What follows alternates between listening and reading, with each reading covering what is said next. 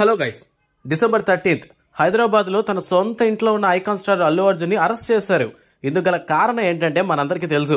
చిక్కడపల్లి సంధ్యా theatre తొక్కిసలాటలో Revathi అనే మహిళ చనిపోవడం జరిగింది.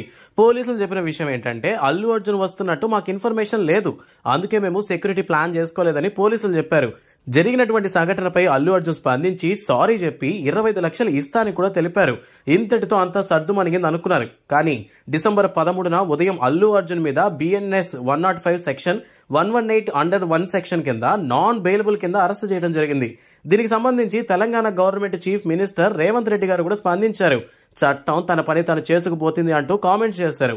ఇక ఎలా అయినా అల్లు అర్జున్ కు ఎలాంటి శిక్ష పడకూడదని అల్లు అరవింద్ గారు చాలా మంది న్యాయవాదులను రంగంలోకి దింపారు. మొదట సోమవారం వరకు ఎలాంటి అరెస్ట్ లేకుండా చూడాలని అనుకున్నారు.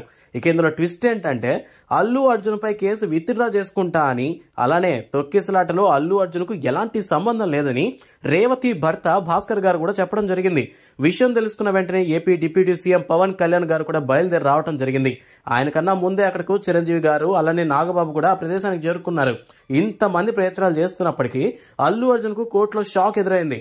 అల్లు అర్జున్ కు రిమాండ్ విధిస్తూ నేరుగా చెంచల్ కూడా జైలుకు పంపమని జడ్జి చెప్పడంతో అభిమానులు అలానే అల్లు కుటుంబ సభ్యులు ఆందోళనకు గురయ్యారు. అలానే నాంపల్లి కోర్టు అల్లు అర్జున్ కు 14 రోజులు రిమాండ్ విధించింది.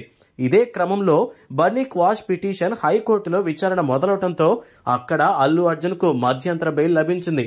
ఒకవేళ అక్కడ కనుక ఎలాంటి బెయిల్ మంజూరు కాకపోయినా లేదా కేసు కొట్టకపోయినా అల్లు అర్జున్ జైలుకి వెళ్లాల్సిన పరిస్థితి వచ్చేది. మరిన్ని అప్డేట్స్ తెలియాలంటే సబ్స్క్రైబ్ చేసుకోండి ట్రూత్ మాస్టర్.